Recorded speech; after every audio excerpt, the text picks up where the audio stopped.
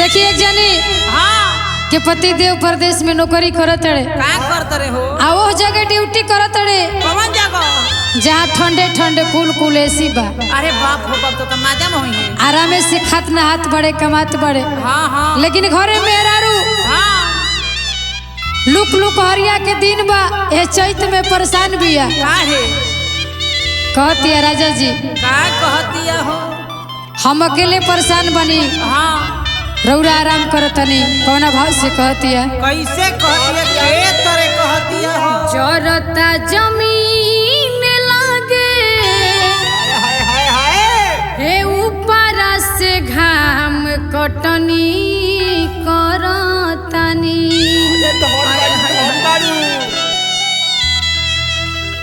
कहतिया नहीं के विश्वास तो वीडियो कॉल करी देख ली देखाबो जरता जमीन लागे अरे ऊपर से घाम कटिया करतानी छाता ले लो तर जऊ करताड़ा देसी में आराम हम तो जरतानी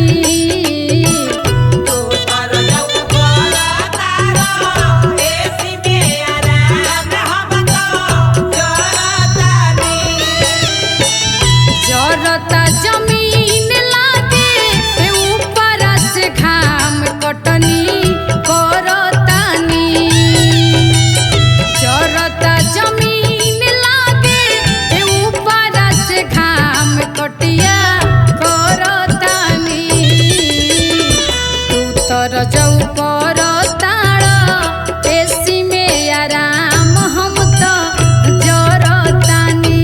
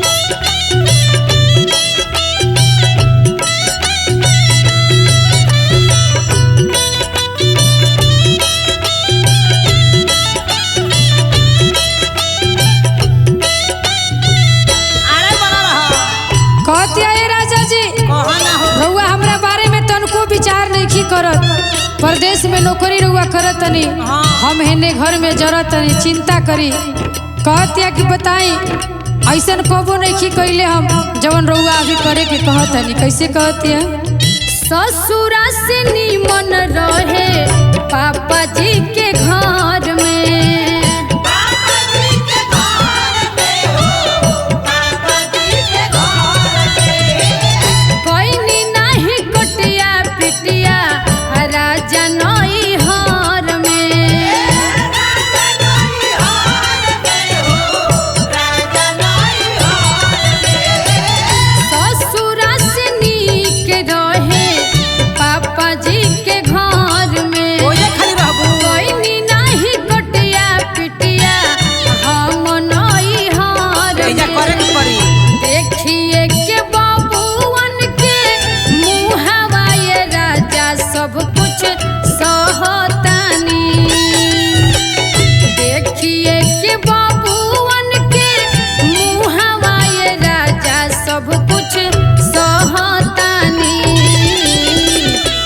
तर जऊ करताड़ा एसी में आराम हम तो जरतानी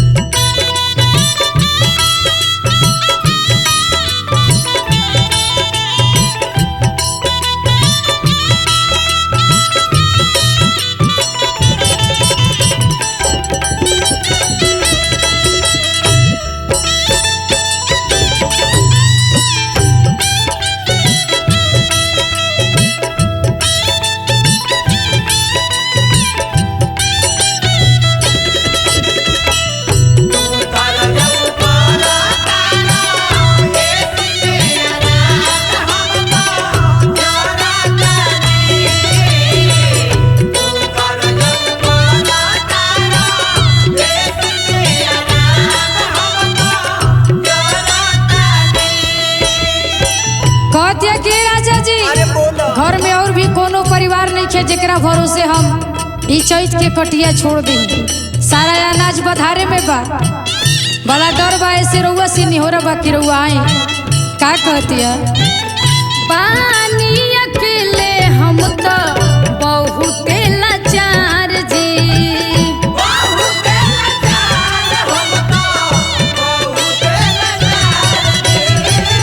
केकरा भरोसे छोड़ी खेतवा बधार जी।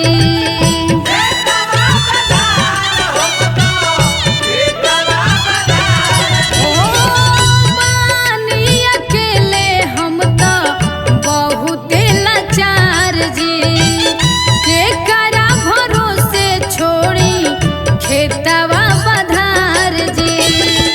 कैसे बताई पिया दुख बर्दाश्त कतना करतानी, कैसे बताई रजऊ दुख बर्दाश्त कतना करतानी। तू तो रजऊ करताड़ा एसी में आराम, हम तो जरतानी।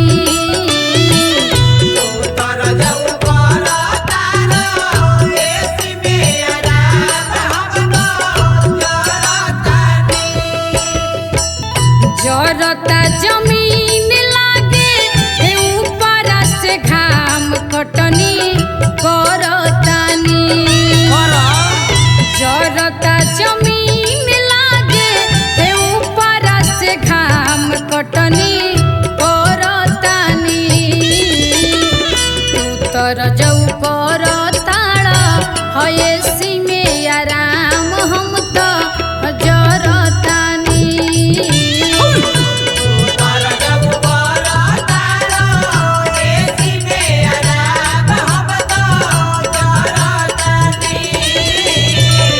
तू तो रजऊ करताड़ा हयसी में आराम, हम तो जरतानी।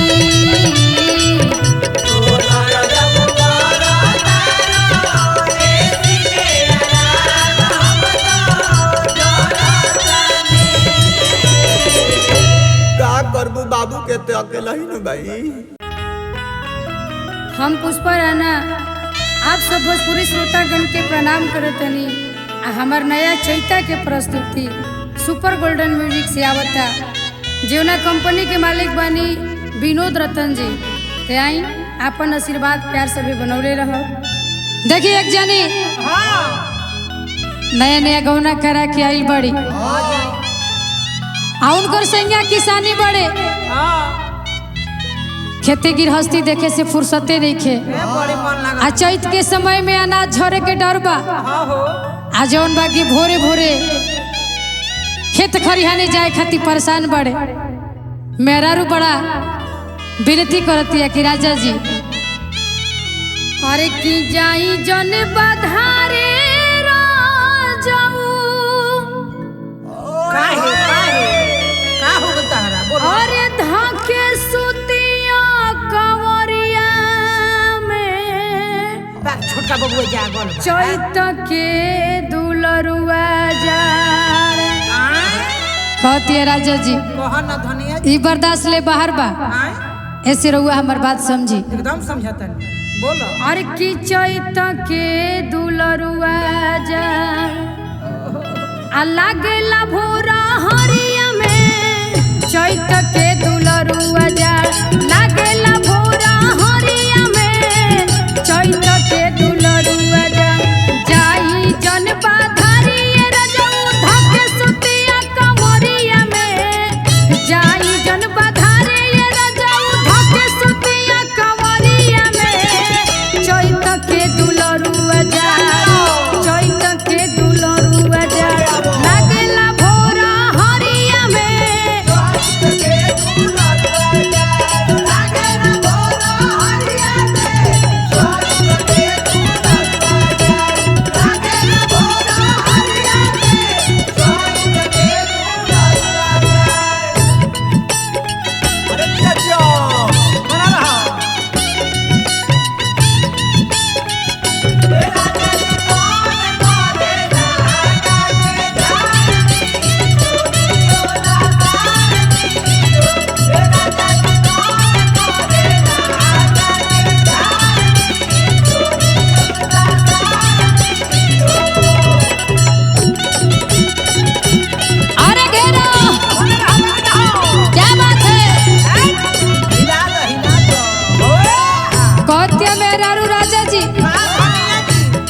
रउआ हमर बात के समझी, हाँ हाँ बड़ा परेशानी बा हमरा। का होता ऐसे करब तो आखिर कैसे काम चली, कौना भाव से कहतिया। ये हम तो ऐसे ही करेला।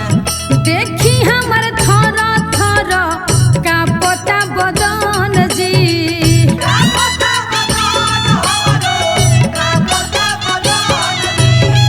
बेरे या बिहान होके दिहिए बलम जी।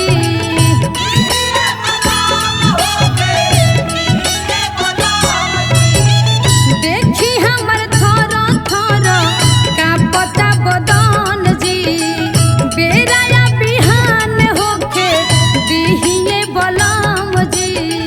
धइले कप कॉपी बाटे गतरे गतरिया में, धइले कप कॉपी बाटे गतरे गतरिया में।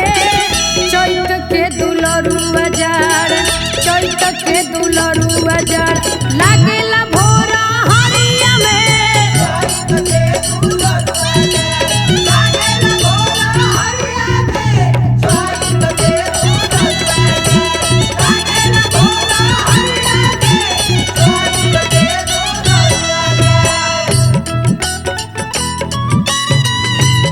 अरे दिया हो दिया।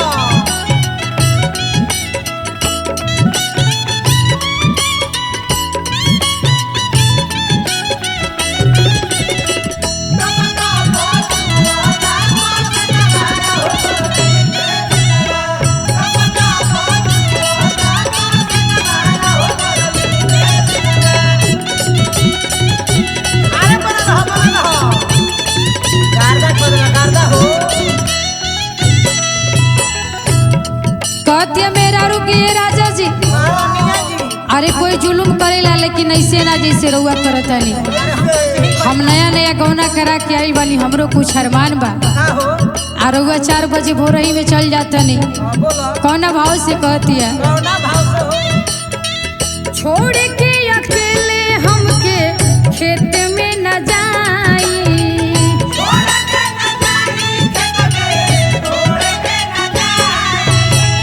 चढ़ली जवानी बाटे रतिया बिताई।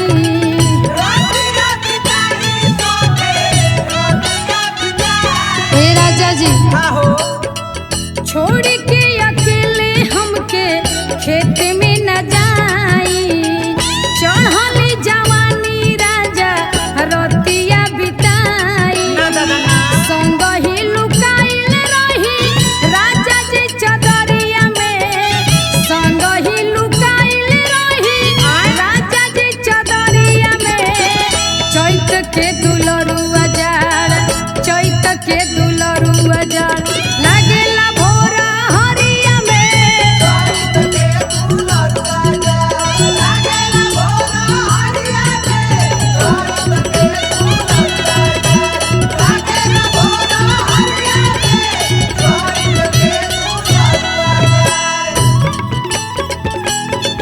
वो बोले के सुतत और तू संगे हो। छोड़ा छोड़ा रजाई छोड़ा चला खेते। अच्छा सरिया लो सरिया लो।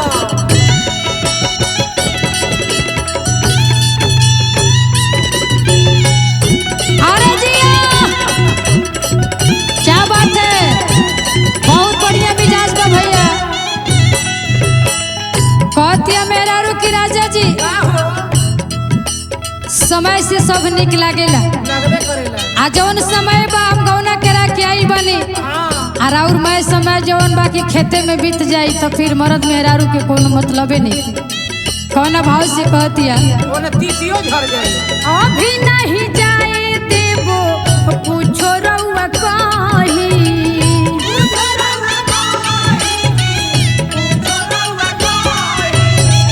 चुपचाप बहिया में धइले हमके राही।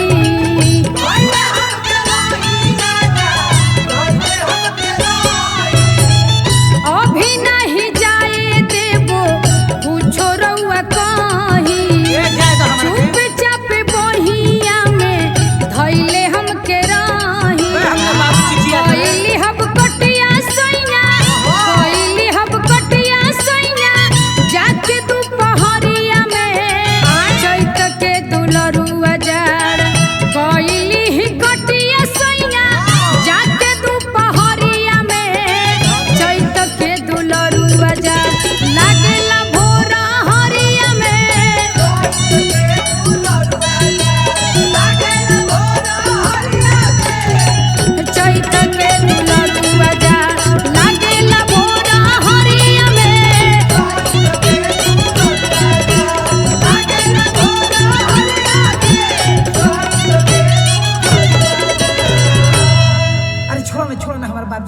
बाबूजी आते रे दुआर पर छोड़ो। अरे है बाबू आवतानी बाबूजी आवतानी।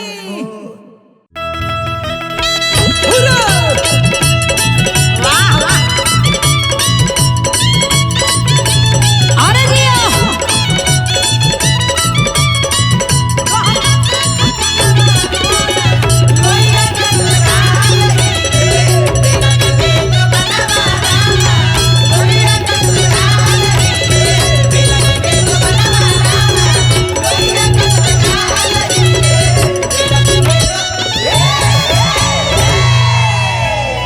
देखिए एगो मेहरारू तनी ओकर राजा जी धने धनाठ बाड़े हाँ जी जौन बाटे की कोनो चीज की कमी नहीं खे। का है अपना सखी से कहतिया कि ए सखी कह ना सखी। तनी हमरा ससुरा के बात सुनो। अरे कह कौन भाव में कहती है? कैसे कहतिया हो नाही लागे बनिहार ना ओ ट्रैक्टर चलता का चलता बोलो। नाही लागे बनिहार ना अरे ट्रैक्टर चलता तो हमारा राजा जी के चैत में हार्वेस्टर चलता। हमारा राजा जी के चैत में हार्वेस्टर चलता। नहीं लागे बनिहार ना ट्रैक्टर चलता।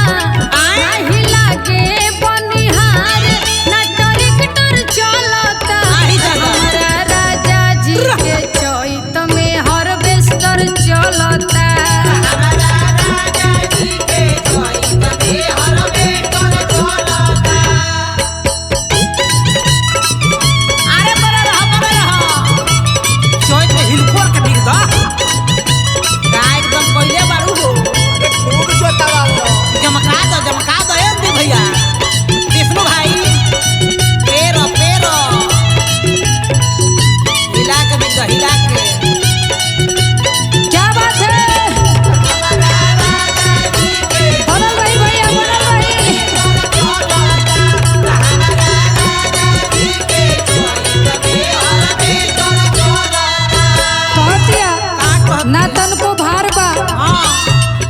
कुछ करे के पड़ेला जब कटिया के समय आवेला। घर ही में हम तो आराम करीला। देखो भाव बा कहतिया बोला नहीं कटिया नहीं बोझावा बन्हाला।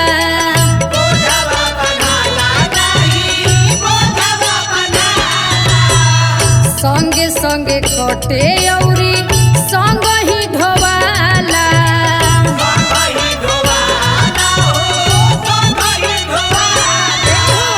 होला नहीं कटिया औरी बोझा ना ढोवाला। संगे संगे कटे औरी संग ही ढोवाला। नहीं अब खरिहानी में थ्रेसर चलता। नहीं अब खरिहानी में थ्रेसर चलता। तो हमारा सैया जी के चैत में हार्वेस्टर चलता।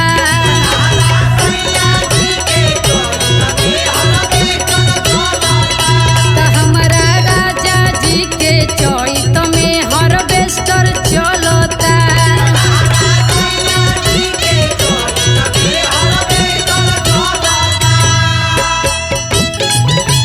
जिया जिया हो कवाल चैत हो जोराबा पुष्पा दीदी शुभम चले चला बोझा उठाइए कवाल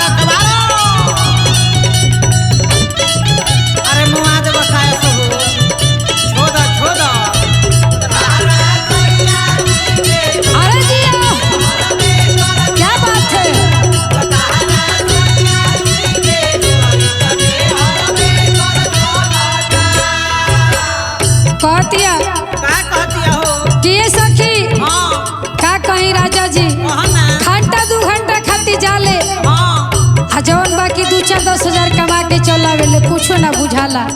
कौना भाव से कहतिया दिन रात हमरे सेवा में लागल रहेले। का कहतिया अब नहीं खेतावा में हम के खटावेले।